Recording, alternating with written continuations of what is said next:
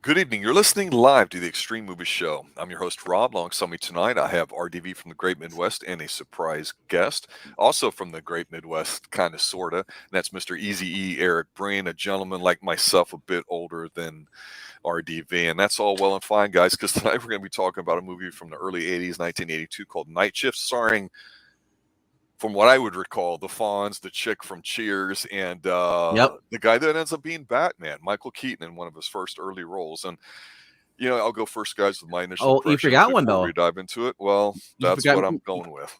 You That's forgot Mr. You forgot Mr. Costner. Anyway, I'm just saying. Here's a movie that I remember my brother telling me, "Oh, you got to check this movie out." I'm like, well, what's Night Shift about? It's like, well, it's about guys and prostitutions and pimps and this and that. And I thought, I have no idea what half of what you're saying means. My younger self, and then I start watching. I'm like, oh yeah, but you know what's really apparent watching this, and this is something I'll be talking about as we go through some of the scenes.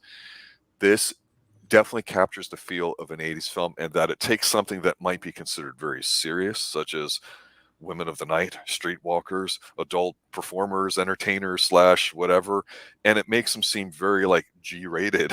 It's almost laughable, but there's a capitalistic element to it. And I'll start with you, RDV, for a quick summation of this movie. I think it was a first watch for you, correct? First watch for me. I've heard Breen and Engelton just talk about this randomly and just reminisce about how great of a movie it is. So I figured, you know what? It's a Keaton movie I haven't seen, and Heather Linker is always a pleasure to see. But Yes. but it's weird seeing the Fonz, not the Fonz. He's more like Ron Howard in this. And Kind of, sort of. ironic, Clint Howard's in this too. Right. But going through this, yeah, this is 1982. Clearly, it's you still got the popped colors from the 70s. I think he's driving a Rolls Royce in there that blows out that Keaton bought. But yeah, it's almost like a TV friendly movie with nudity. Like the way it Yes. is like this shot, it's not too crude. It's not like Porky's, but it's like I almost want to say a rom-com. But It is, and that's definitely something that we're going to be talking about. And I think that's probably the biggest takeaway, especially if somebody hasn't seen it and they hear that it's about prostitution and a Wall Street guy gets involved in this and that or whatever. But it's not like that at all. And Easy E, Eric Breen, I know you know this movie, and since you wanted in on it, you definitely got some initial thoughts. I remember when this came out. What made this so much fun is that Cheers hadn't really started yet. Right. So Shelley Long was pretty much an unknown quantity. Henry Winkler was the draw. This was his shot at crossing over into the big screen. So they pair him with an up and coming TV actress and a complete unknown who ends up absolutely stealing the movie. The whole time watch is like, who in the hell is this guy playing Billy Blaze? mm-hmm. Because he just, like I said, he brought just a frantic energy to the movie, and it's like one of those, if you watch Ghostbusters in the right frame of mind, everything Bill Murray says will make you laugh. It's kind of the same thing in this. Mm-hmm. Michael Keaton, almost everything that comes out of his mouth is funny in this movie. He reminds me of another guy that got really popular in the 70s and successfully transitioned over into comedy, and whether it was cocaine induced or not, that would be Robin Williams. And I thought that when Keaton came on, he just had that natural kind of, hey, I got the general gist of what it is I'm trying to say here. And I think his delivery caught everybody a little bit off guard, because when you see Shelley Long and you see the Fonz on there, their scenes are a little bit more different. And even though it's supposed to be a vehicle for him, to your point, that's all anybody talked about was Michael Keaton and just his energy, his enthusiasm, his whatever you want to call it, being in a moment, which made people go, wow, he really is the guy that has to bring it. Because, you got your classic guy that's got to have a lot of energy and the other guy that doesn't, and in many ways, it's the old classic sitcom kind of thing where you have the straight guy and you have the other guy, whether it's Abbott and Costello or some other routine. You go, wow. Not that Henry Winkler, did bad in the movie, and people think Shelley Long's really cute and sweet. And to your point, she hadn't really blown up yet from Cheers. But yeah, this movie to me is all about Michael Keaton and the fact that he said, you know what, I'm going to go out with a bang if this is going to be my first film, because he just seems so effortless in here. And I think that's really interesting to me. It seems like he's always kind of been this way, rather than he's nervous or a little shy. And then we see him in the next couple films, he seems to get bigger. He seems very comfortable with what he's doing, and maybe that's just good casting. But I gotta yeah, say overall, this. pretty good. I gotta say this. So if I watch this movie first, and then someone tells me later that he's 6 years later, whatever, he's gonna be Batman, like 88 or 89. I was like, are you kidding me? Because his performance in this is like over the top. He's like comedic. It reminds me of Beetlejuice, the way he's just going around. He's carefree. He's obnoxious. And it works for this, I mean, especially Henry Winkler playing like I said, the Richie Cunningham in this, Mm-hmm. And he I said I thought it was actually a really good movie for being a obscure movie that really isn't talked about, which I'm shocked about. I think part of it's because of the themes, because like I was saying, Yeah. in the 80s, we've mentioned before on some more recent reviews, like when we reviewed the Goonies, I mentioned how this is the perfect way of capturing what the 80s were, totally disconnected from reality. And that's what this film feels like. And another film in the early 80s that this film reminds me of a little bit, because of the Wall Street angle and all that, and the capitalism part to it, the making money that people were eager to do, would be Trading Places, where we Yep. see, a younger Eddie Murphy basically being used between two older white guys in a gentleman's wager, which of course is $1, that they could get him to make them money. And it's a comedy, and it's kind of lighthearted, but it takes that serious, stuffy, old school money approach and contrast it to something else here today. Yeah. And so, one of the things I definitely wanted to ask him with Eric coming on, because we've talked about how greedy the 70s were and how that dramatically starts to change here in the 80s. But this may not necessarily be a question about this movie, but this movie makes me want to ask you this, Eric, going back to the 70s. When do you think prostitution, streetwalkers, pimps, and all that dark stuff that we'd see in exploitation movies in the 70s, when do you think they started really glamorizing that? Because by now, the early 80s, it definitely is. It's not like how it was 10 years earlier. You know what I mean? Yeah, I never really thought about it, but it's like it's. I don't know if we did that, but there's nothing that Hollywood won't glamorize if they think it can make them money in a movie. I know. So that's, I mean, it's we think about the subway vigilante, just what a hellscape his life became after that. But by God, we watch a Charles Bronson movie, and man, he sure did make it seem glamorous, didn't he? Yep. That's the point. Yeah. A man's got to do what a man's got to do. That's right. Yeah, so I think it's just, and also, it also depends on how seriously you treat it. I mean, this had no pretense other than to be a comedy. I mean, it had its serious moments, but this is a comedy. And when you're doing comedy, you can take serious subjects and give them the business, if you will. And that's in this case, it was turn something that can be very ugly in real life into something. Yeah, gee, Mom, this looks like fun. I want to be a prostitute when I grow up. Right. I mean, and it's hard to explain to people that didn't live during the 80s that there was definitely this glitz and this glitter and this 80s sheen put on stuff that, RDV, you and I've gone through like a lot of the Dashwood films and the earlier stuff. And we pointed out some cultural things like there, especially, in the early Dirty Harry sequences where the political stuff's being mentioned and all that, and how you go, wow, this is really mainstream progressivism and what's been going on. And, here we are going, hey, I've got Escape from New York with with the Duke and his Pinmobile with the chandelier on it. And I keep thinking to myself, something happened here in the early 80s that go, things don't work out in school and I don't go to college, kind of like risky business. Maybe I'll just go to the dark side and just make it authentic and become a pimp or something. And it was like, it's hard to explain that kind of, it's okay if you're going to do that sort of thing. Just, take it real seriously if you do.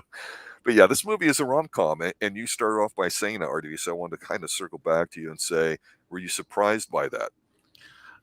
I've watched kind of like similar movies to this. I guess you'd say it would be I'm trying to think of that movie was where there's a guy he meets a hooker and everything just goes wrong for him throughout the whole entire movie. It wasn't Dudley Moore. It was a different movie, but I'll probably remember it after the stream tonight. But yeah, it surprised me how wholesome it was towards the end. I'm like, well, then I thought about it. It's like, where Henry Winkler's in this, and the whole time watching this, I had no idea this is a Ron Howard movie. No idea. Yeah, because I don't watch Ron Howard a lot of movies at all. So and I just couldn't get over how young everybody looked in this. Clint Howard with a full head of hair. Dear God, I've never seen him with hair. I've only seen him like old and just kind of like pervy looking. Yeah, he was young with pervy looking. But I mean, like, it was, and you brought up Ghostbusters earlier. Seeing the Ecto one in here, the hearse. No, but I mean, it has that classic 80s thing of saying we're going to take something, we're going to make it fun and enjoyable no matter what it is. And cultural setting, no matter how absurd it is. They really go that way with it. And the whole comedy about Henry Winkler playing the guy who's still in the shell, and then you got the other guy, Keaton playing the guy trying to help him out, loosen up a little bit. That trope's been done numerous times, still to today. I think Ryan Wilder was one of them, or old school. It's just like it's a trope that if it's done well, it never dies, and it doesn't get old. Keaton in this, seeing him being more crazy, kind of like obnoxious, was a different side, because I've seen him in like Mr. Mom. I've seen him like in Gung Ho, where he's a little bit rowdy in Gung Ho, but this is like bonkers Keaton. I was just like, I haven't seen this side of Keaton since Multiplicity.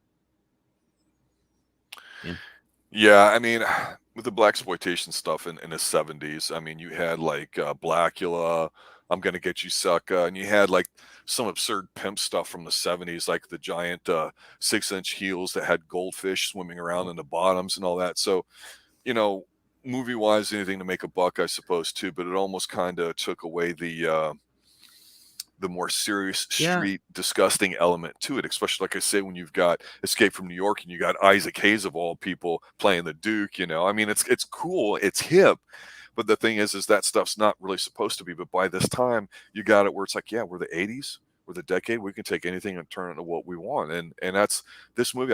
It shocked me after rewatching it, going, I don't know when the exact time it was, but it was like this through all of the 80s in a lot of films. And it's just, there's an absurdity to it that, like I say, it's just not even close. And at the end of it, though, it's a romantic comedy. And you and I have talked about how a lot of the comedies today are a bit more of, want to be vulgar, kind of more of a forced sort of thing, or flipping roles where women are doing the things that the guys would do that were vulgar. And so you don't get a movie that honestly, no matter how you describe it, is kind of sweet. You know what I mean? I'm not trying to be shocky here, but this is actually kind of like a sweet movie. Don't you guys think? Well, it's a guy. You think about it, Henry Winkler is the guy. Basically, he's pushover. His fiance is obnoxious. Can we have sex? Go check the door. Make sure no one's inside the apartment. Okay, sure, whatever. And he goes in and like, turn out that horrible music. It's like she's doing anything she can just not to have sex with him. That's what it seems like.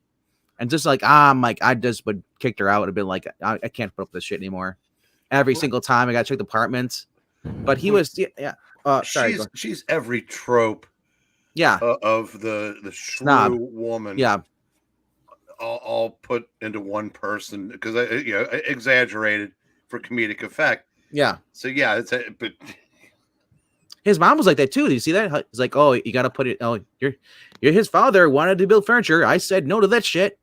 Well, it's poor guy. And the actress that played his mom is so good. Nita Talbot is just anything she's in. Whether she goes back into early 50s, she was in Soap. She's in the werewolf episode of The Night Stalker. I know you guys reviewed that. If you noticed that, he was with Yeah. the hot to trot woman that Dick Gautier was with. Who was the two goons? The ones that are going around killing people. Richard Belzer was one of them. He of Homicide and is it L.A. or what is it? L.A. Law or not L.A. Law? What's the show? Law and Order. He's also Law and Order, the guy that Hulk Hogan choked out on live TV and got his head busted up in that. Richard Belzer, same dude. I didn't know about that. Yeah, because I was like, I'm like, because as soon as I saw him, I'm like, that's the guy from Law and Order, or it's the guy from the Cars. Yep.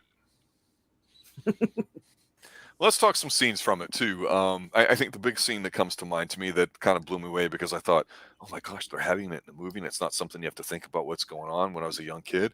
And that's the prostitution scene where he gets up there on a chalkboard and he's talking out basically like a business plan and going full, Robert's Rules of Orders. Here's my proposal. Here's how it's going to work. And I'm like, well, I guess at the end of the day, we see it getting broken down. And a more immediate show that comes to mind that would be analogous to it would be Breaking Bad, where you get somebody that's capable of doing something, finds himself in a situation that he has to look at. He's the Jesse, and Winkler is the Walter.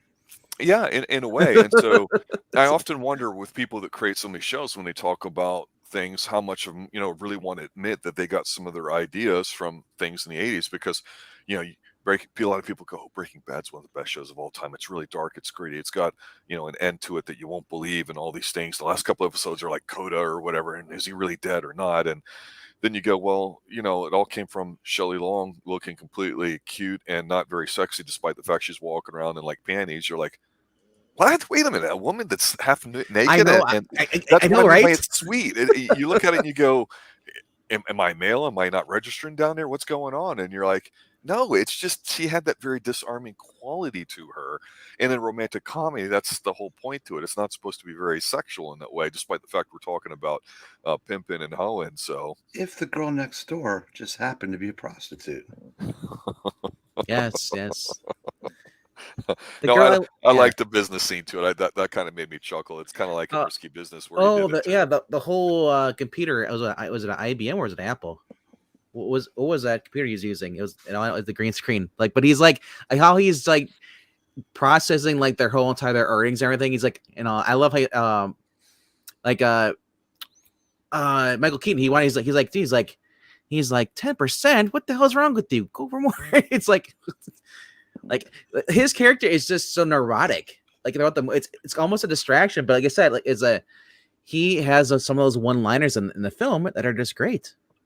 What was so cool about this movie when they started making money. Yep. When you think about the difference between the two of them, it's cockins. They're destined to become the most unlikely of best friends. He takes his money and buys his father a bigger tombstone. Yep.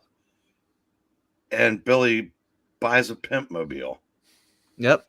I mean, it's just and I love the part of when. After they, Fonzie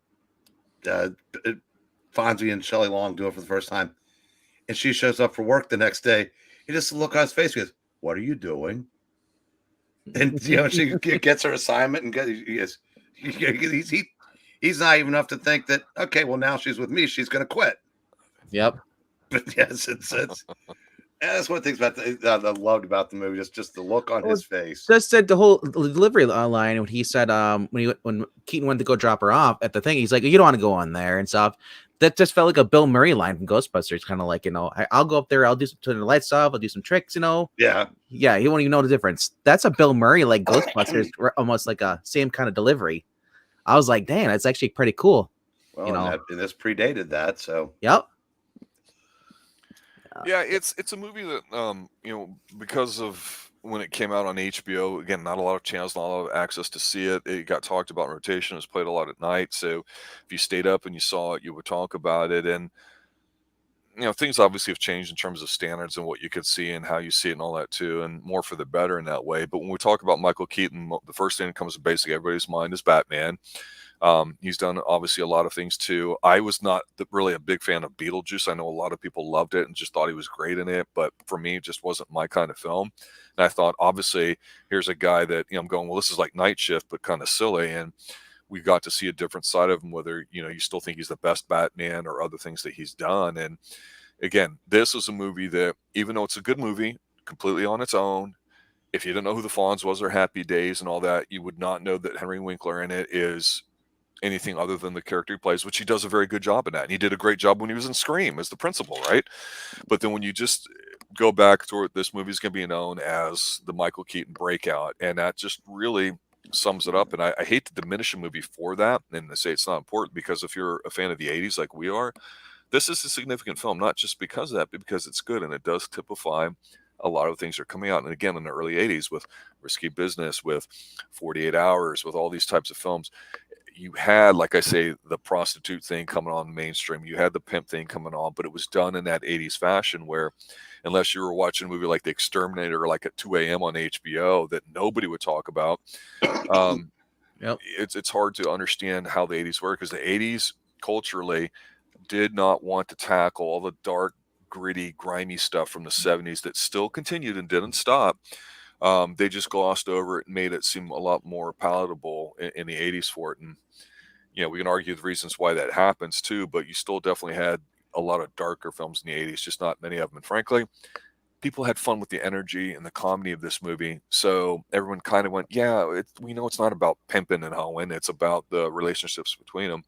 So it really didn't trigger anybody. And because of Michael Keaton's performance and his energy, again, another example of why people like 80s films or have a tendency to gravitate towards them. A lot of times they're just watchable and fun, even if they're silly and stupid. It seems like the people in them are having fun too.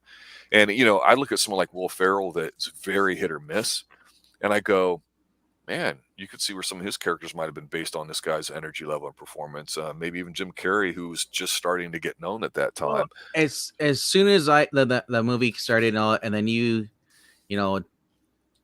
the whole thing with Franklin, man. You see Franklin, he gets in there. The kids are just playing basketball. The kid does the dunk, and then Franklin goes right through the basketball hoop. And he's like, "Pay up, fool." That's the slow motion part is the chairs just dropping, and as he's going to the hoop, and I believe it's pay up, chump. Chump, yeah. Now, okay, Rob, I have a question for you. You are, you said you're a little older than Vankman, so I'm guessing you were born in the 70, 71 window. Approximately. Okay. Now, you said for people who may not have known who the Fonz was, who wouldn't have known who the Fonz was in 1982? Because remember, this comes from a time where you had to be living under not a rock, a rock canyon to not know who the Fonz was. But, and the other thing, you're talking about how the subject matter, in the days before manufactured outrage, you could take subject matter, whether it was prostitution and Night Shift or quote unquote date rape and what was the movie 16 Candles or whatever that was, and people could keep it in its proper perspective. That's entertainment. Nowadays everybody equates what they see in entertainment and fiction as real life and ignores the same thing happening in real life. Yeah. Funny how that works now, but we're not here to rail on today. We're here to pay homage to yesterday. Also pay homage to the late great Basil Hoffman, who died this last year, September. He's in here. He's at the end. He's like, "Here's a sandwich." He's like, "It's not steak salad sandwich. It's not supposed to have mustard." He's like, that guy died. Yeah, he died last year. Yeah, no, let's get started. He goes, "Hey, where the fuck's 4K?" I'm 4K. Here's your sandwich. This has mustard. He goes, "Oh, you got a problem with that?" He wipes it on the door frame. I just love it. You. He just goes off home and you clean off my door. That's what made one of the greatest scenes in cinema history. If for anybody watching that hasn't seen it, you'll get why that was so awesome if you watch the movie. Yes. Yeah, and I think one of the final thoughts I have about this movie, it kind of reminds me of movies today or the lack thereof, is that people want to be entertained and they get their thrills in different ways. But back then, you had a lot of different types of comedy, whether it was physical kind, whether it was the manic energy, cocaine induced Robin Williams type. You had your people that were good at imitating others kind of comedy, and I just don't mean Whistler on the Police Academies, but Rich Little as a comedian was on everything. Every friggin' thing. He would always fill in on Carson or everywhere else there too. So you had people that had different types of talents that would be used in certain ways for roles. And sometimes you'd see him. We talked about the Unknown Comic a few weeks ago when we were doing Skate Town USA and how he showed up in that. He had his little gig. So you had this variety of comedy in the early 80s that I think back then you really had to go through hoops to make it work, even before you got on television. And of course, the immediate thing that comes to mind is Saturday Night Live, starting from the mid 70s. And to me, Rob, you could argue that every year's legitimately gotten worse, but it was a launching pad for people that had a lot of that stand-up type talent. And when you see someone like Michael Keaton come in here and just have this natural kind of charm to it, you go, man, he's going to be destined for greatness. And some of it is due to that, but he's one of those guys that is just kind of likable when you see him in whatever role he's in. And it's not that he can't be somewhat serious in a role, but when he dials that in, you know what you're getting, and he's on. That was so attractive. And when somebody like the Fonz, Henry Winkler, is trying to get that past him so he can do other things, I think it almost makes it a little bit harder too. So yeah, it's just it's very obvious there too. And unfortunately, today's movies, you don't have a lot of different types of comedy and of course, as a consequence, comics. And so therefore you don't have a lot of funny movies. And that's disappointing because this movie wasn't a laugh riot to me. It was cute for what it was, but when I compare it to movies out today, they're supposed to be comedies. It's not even close. I mean, this one's a hell of a lot funnier than the others. What do you guys think? Well, too many subject matters are off the table today. That's true. And that's unfortunate because if you tried to make this today, you would have, it would lead to struggle sessions, to be honest. Yep. And kids grow up now and have their senses of humor, and I'm making air quotes as I say this, educated out of them. And I said this, so they couldn't watch this because if you try to get a young kid, like, I mean, I've got a young nephew. Fortunately, I said he definitely is a leftist now, but he's also a movie buff. So he's probably not the best example, but there's a bunch of guys just like him that couldn't take this for what it is, just something to be amused by. They would be picking apart all the things, all the real world elements. Again, like I said, because they have this unbelievable ability to take fiction as reality and take reality as fiction. Did you notice that Kevin Costner was in this? Yeah, that's everything. Fun fact: 2 movies, 2 years. Where I think he's one of the stiffs in the morgue, isn't he? He's one of the frat boys. They're Does he have any lines? Because he's the corpse at the funeral in The Big Chill. No, he has no lines in this. But it's when they're like they're getting ready the end of the party and stuff. He's right up. And you see him kind of like actually no. He's one of the guys that carried Henry Winkler onto the stretcher before they split him off. You look, it's in it for like 2 or 3 seconds. You see his face. I know his credit as being frat boy. But I'd heard for years that he was a stiff in both of those movies. But I guess he actually just didn't have a line in either movie. Well, he was a stiff. He barely moved. You saw him for like a half a second on the camera, and you get to pause the camera and actually see inside his face. Because I didn't recognize him. I'm like, I knew he was going to be in the movie because I looked at the credits first, the cast and stuff. I was like, hey, I'm gonna look for him, and I'm like, sure enough, I pause it. I'm like, that's him right there. And it's like, wow, he was young. Who knew? Super young. And then Ron Howard and his now wife were the couple that they're making fun in front of Henry Winkler's apartment, on the door, the building, on the steps. He's trying to get in. So yeah, all the little things in here that little. So Ron Howard gave himself a little Hitchcock cameo. Yeah. Yep. I never knew that. He was also the annoying sax player, the blind guy. on the train. The whole thing with comedy brings up the old thought that there's only really a couple kind of jokes. One of them is exaggeration, and you would see that where Andy Kaufman would act like he's a talk show host, and he'd have like a seat that's like 3 inches off the ground for his guest, and he would be about 10 feet in the air. So you take something like that, magnify it, right? And then you have, some other types, whatever. But it brings up the old thing about comedy in general, and I'm not talking about the material that's written. It's this. Is it the material that's funny and makes you laugh? Or is it the person? And I maintain it's the person, because you take somebody like Will Ferrell, who a lot of his films I like, and a lot of them I think are horrible, and I don't mind that they're horrible, but I go, Will Ferrell himself is not funny. And he does whatever joke he's doing the exact same way that he's always done. But I think he's probably a better comedy writer, because some of the stuff he has, I like where he's going with it and thinking, but the delivery doesn't work. You get somebody like, and I'm going to go back to the 80s here. You have different types of comedians. You had somebody like Louis Anderson, who I didn't think was funny at all, but people liked his sense of comedy, and he would do things. Gary Shandling's another one. You had a lot of women comics that were like that too, that had their own shows. But when you saw Michael Keaton in here, you just decided it didn't matter what he was doing, whether it was talking about, his business plan for, prostituting women out. He was just funny. And like Jim Carrey, it's not Ace Ventura, it's his energy that he brings to it.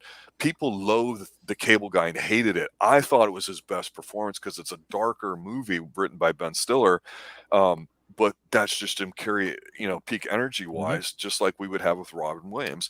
Nobody really cared about the movie Popeye or anything else Robin Williams did. They wanted to see him kind of start off slow, then kind of build, and then just explode. And that was his shtick, and people liked it. And with Keaton, everybody decided as soon as they saw him in here after one or two scenes, this guy's funny. What's the movie? I don't care. It's something called Night Shift that's got the Fonz in it, but he's somebody we want to watch. That's really how it blew up. Yeah, the other big names in here was Tim Rosevich, who'd been a lot of stuff with him, especially while I think he was on Magnum PI, wasn't he? With Tom Selleck, or was he on there? I know he's in a lot of TV shows. He was a football player for the Eagles, and I think he went to San Francisco too for a while.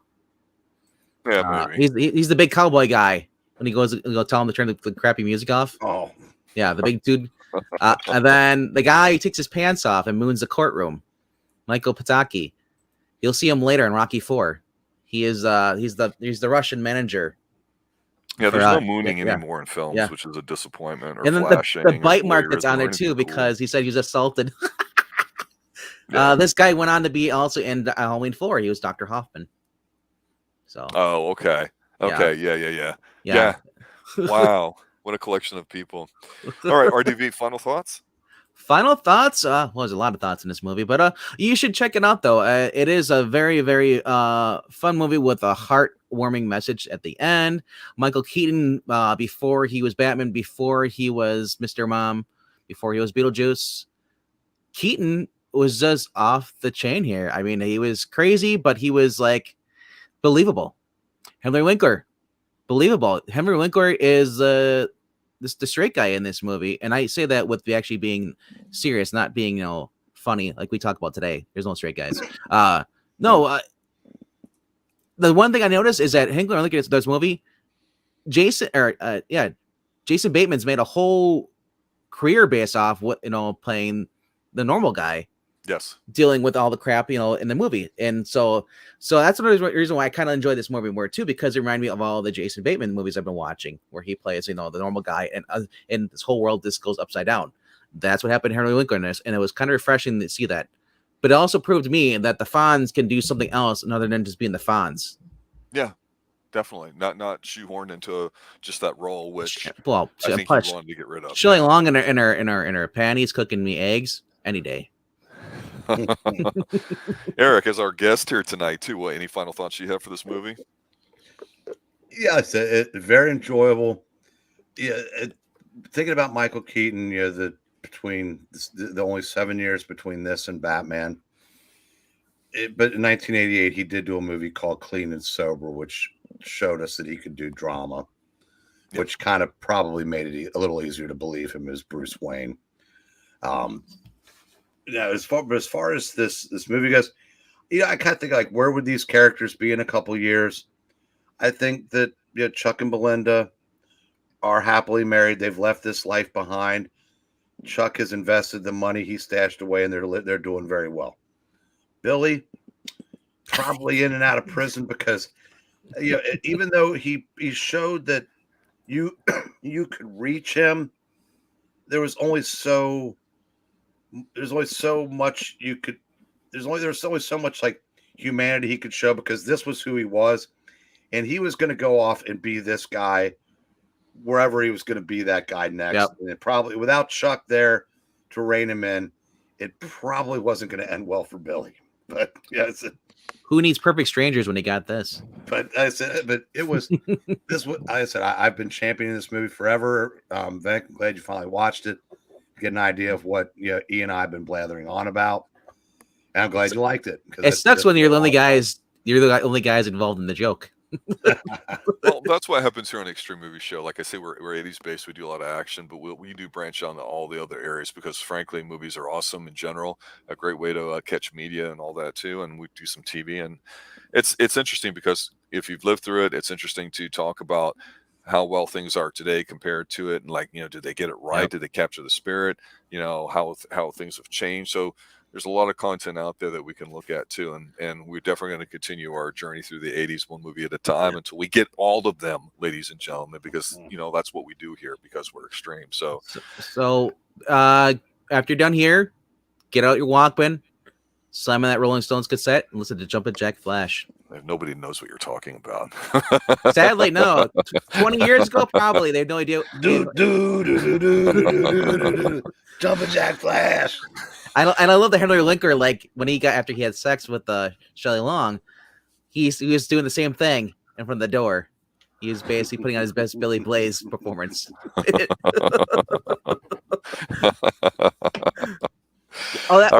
There you have it. Hold on. Night Shift. That's another thing. I'll quickly. That's another thing you never see anymore. Is the shadows in the door glass. The old private eyes. You never see that in the movies anymore. That's true. That's true. What have we become? To be debated further here on the Xtreme Movie Show. Thanks for watching, guys. Thanks for listening. Thanks for RDB and Eric showing up tonight, giving us their thoughts on Night Shift 1982 with Michael Keaton, Henry Winkler, and Shelley Long, soon to be famous from Cheers, and a very warm, touching, soothing comedy extravaganza that any fan of the 80s would do themselves a great service by watching. Thanks, guys. Have a good night. And as always, stay extreme. And remember,